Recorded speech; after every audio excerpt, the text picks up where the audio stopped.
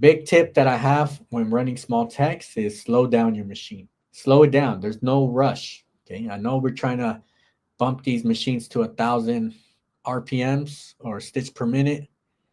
All right. I know it looks cool online. Quality. Okay. Quality, quality, quality. Quality over quantity.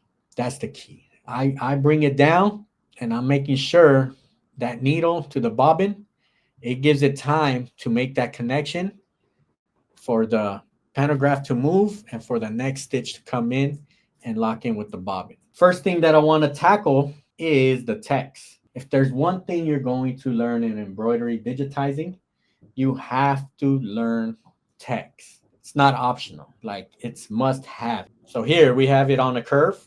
Lucky that our software, most of our softwares, it has certain tools to make this bend radius right here. So what I'm gonna do, I'm gonna do it the most basic way because we could go in here and try to digitize it exactly the way it is, right? Perfectly line by line, perfect. What I like to do, I take a couple shortcuts before I even start. Let's measure this. All right, so you can see my hotkey on Wilcom, it's M. For a lot of softwares, it's M. All right, so we're looking at about 6.3, 6.5 maybe. Super easy to work with, all right? We're not working with anything crazy right here. We're not under 5 millimeters. That's when we really start getting into the deep end. What I like to do, anything below 7 millimeters, instead of using block 2, which is my number one font right there, I'm going to put the equivalent, but the small block 2.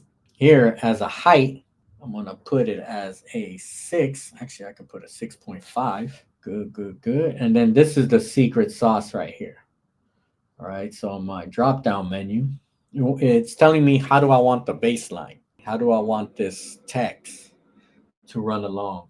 All right, bam. Any shape. That's my go-to right here. Any shape. All right, and then everything else should be all good. Justification could be in middle. Really doesn't matter because I'm gonna be moving stuff. Auto kerning, that's fine. No matter what, I'm going to manually kern my text, and I'll show you what I'm talking about.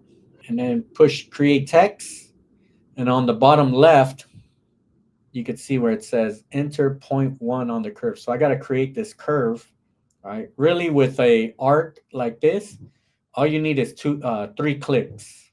So we need 2 on the sides and 1 in the middle. So right here, right, I'll start it like about right here. That's click number 1. So that's my straight. Here, down the 0 axis, right, I'm going to put another click right here. That's like the bottom of the B. This is going to be a rounded, so I'm going to right click. All right. And then I'm trying to like make an imaginary line that's going down there. So right here, this S, probably be like right here. Right. And then this is all adjustable. So, because you could kind of see the line is not perfectly on the base. All right. So I did my 3 clicks, push enter. All right. Make this black. Make it blue so you can see it. And let's change all this underlay stuff. Um, so actually my underlay, okay, anytime I'm working with small text, this is where people mess up. I'm a big fan of underlay, but you definitely don't want to use the incorrect underlay. We're going center run. Okay, center run. And then this is my secret sauce right here on the underlay. I don't just put a center run, but I'll put it to a 2 millimeter. Okay, usually default uh, software default is at a 2.2. I'll put it at a 2. Right, I'll tell you what that's doing right there. So you see my underlay that's right here in between, like the B. That just means if I measure this from here to here, it shouldn't go above 2 millimeters. So let's say like from right here to right here. Okay. If you put 2.2 in certain situations, it could go long where it'll stick out of the actual stitching. All right. Now you can see here, um, my text is not perfectly lined up. Text wise, it matches pretty close, right? I could live with that. And then I'll show you if you do want to get it like perfectly so the text matches to the T. This here, so close that the naked eye, it would not know that we have a different font. Okay, you would have to be like a text expert to know that we're using a font that's a tad bit different. Now here to get this line straight, okay, I'm gonna use the reshape tool. So my hotkey is H, and then since I only have 3 lines to work with, right there. Okay, you see how my line? Now my line is writing the text perfect. See that? All right, I can pick this up a tad bit. Bam. All right, making sense. All right, we're close here. Now, what I'm going to do, so I could select. You see these pink, purple little triangles right here. Right. When I select this, it's going to allow me to move my text. And the good thing is I'm moving it along that curved line. All right. So that's the sweet part about this thing. That wherever I put my text, I just put it here. Right. We could just move it. Bam. Now, let's say you do want to get this font perfectly made. For example, this E, right? We got to push it a tad bit if you really wanted to. All right, we could click on the little lines. I get my nodes, select my nodes, and just pop this out a tad bit. All right. In real life, nobody is going to know. Okay, no one's going to know that. But if you want to be a super perfectionist, right? We could do the same thing with this R, but sometimes, face here, sometimes you don't want to digitize the text exactly the way it's designed. Sometimes you need to tweak it a tad bit, okay? Because this text that we picked called small block 2, there's probably like a good handful of small blocks that you have in your digitizing software. Get familiar with those small block fonts. See in your manual what's the smallest they can go to. Okay, whatever the smallest it says to go to, you can still go a little bit smaller than that. That's like the safe zone that they're giving you. Okay, because I know there's some fonts that you could probably go. It says 5 millimeter is the smallest. Okay, in reality, you could probably go 4.5, especially if you're using thinner thread and a smaller needle. These small fonts, the way they're digitized for situations like that where we're gonna go tiny. You don't really want to adjust them too much. Now we're changing the reason why they're made for small. Okay, so if we're trying to go smaller than what they already are, then we're kind of messing up the formula of their small fonts. All right, right now I'm going to push H. Okay, if you want the text to perfectly match like the spacing here, right? You could just move it like this. So that's what I was talking about here. Now, sometimes we're going to have to change stuff up, okay? Because if we were to keep it like this, these jump stitches might be too much. Like the spacing, now we're going to see too many jump stitches. What I like to do, like right here, it didn't even do a jump stitch. It cut the stitch, right? It trimmed it. You could tell because it has a tie-in right here.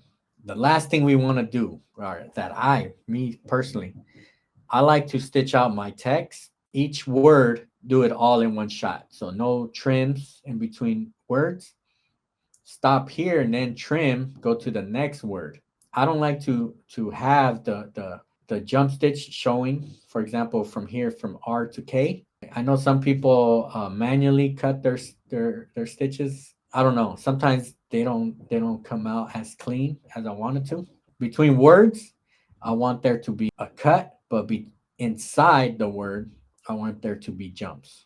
Okay, but I don't want the jump stitch to be so visible. So what I do, and this is where I say sometimes you just got to adjust it and not go so much perfectly by the design. So I showed you how we could move these individually, right? We could also move them as a group.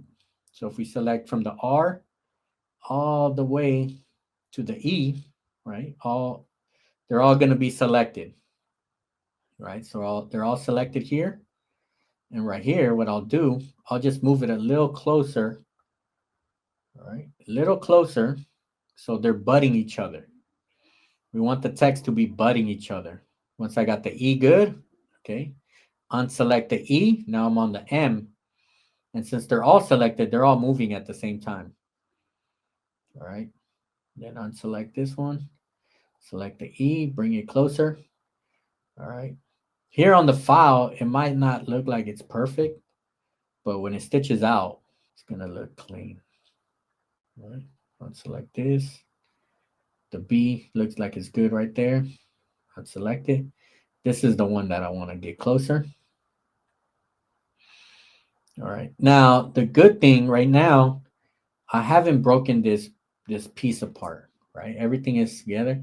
And as long as I don't break this apart, I get this nice curvy line that I could edit my text on. So here, I could still grab it all together and now center it so it looks a little balanced. And from the K to the I, so I'm going to go letter by letter. The bottom part, same thing. Okay, same thing. Text. We'll do it a little quicker here.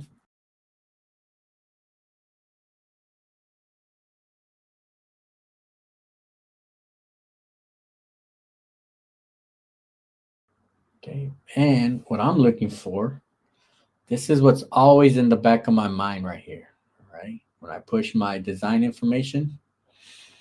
All right, this is like my report card for my file right here. Okay, same way we kids get report cards for school, we get report cards as digitizers right here. This is our report card right here. I'm looking at the stitches. Definitely has to be stitch friendly, or else a project is not profitable.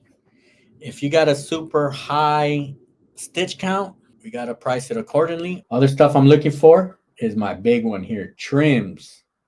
All right, so right now I'm showing 7 trims. I should have a trim between each word. So here I have 1, 2, 3, 4, 5, 6. 6 words, I have 7 trims. So I got to go in and investigate where is this extra trim coming from. All right, so there's a trim. That means my R is too far out. I need to smudge it in a tad bit. So you can see where like this little dimple on the T, that's telling me that there's a tie off, right? And then this triangle is telling me that there's a cut.